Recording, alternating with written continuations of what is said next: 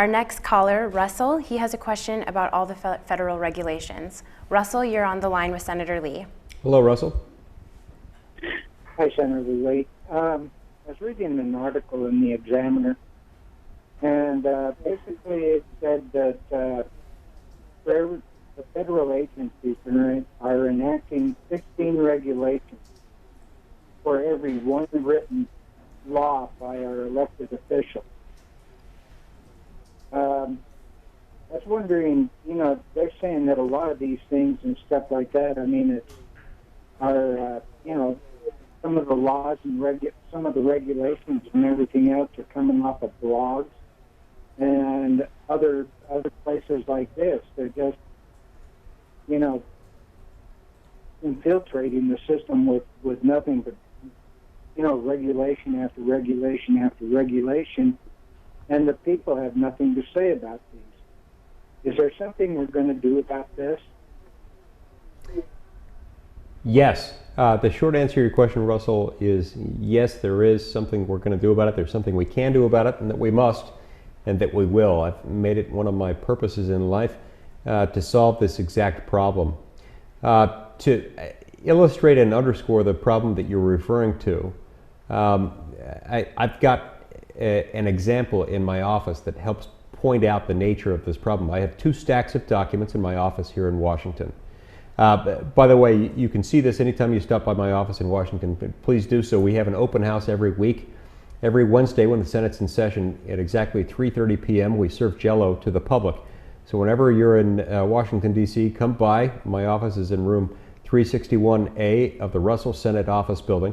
We serve Jell-O, and I'll show you this visual display that helps explain the problem of excessive regulation in America.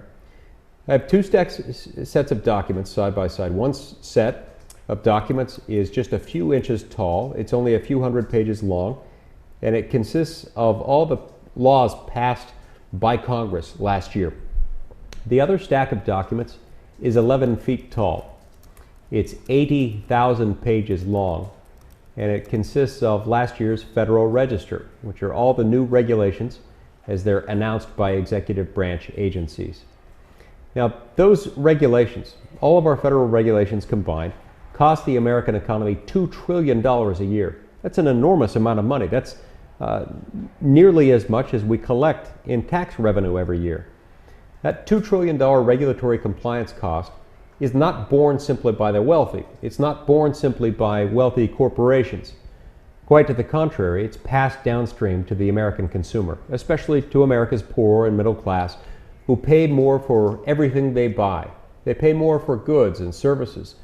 They also pay for it in terms of diminished wages and unemployment, all as a result of the fact that we've given too much discretion, too much de facto lawmaking power to bureaucrats who, however well-educated and well-intentioned and hardworking they might be, don't work for you because they're not elected and they don't answer to anyone who is elected. So here's the problem, Russell. For too long, we've had Congress that decides not to actually make law. Congress instead adopts broad statements of purpose and principle and then delegates the task of actually writing the laws to executive branch agencies. There were hundreds of instances of this in Obamacare, hundreds more instances of it in the Dodd-Frank financial regulation.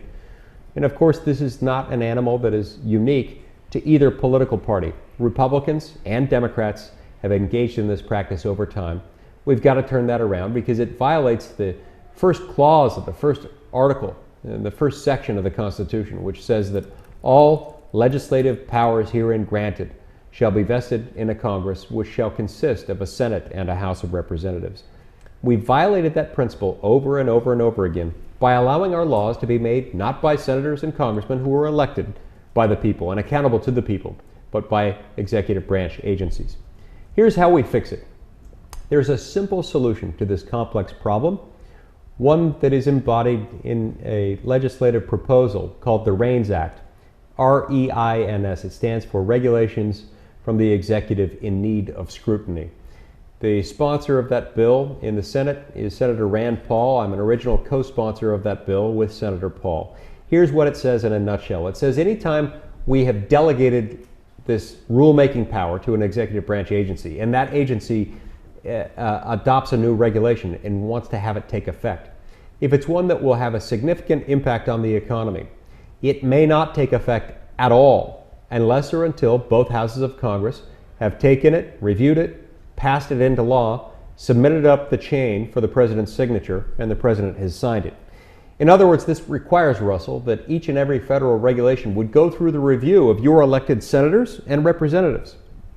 No law should take an effect in America without that first happening, and the REINS Act would make sure that that happens.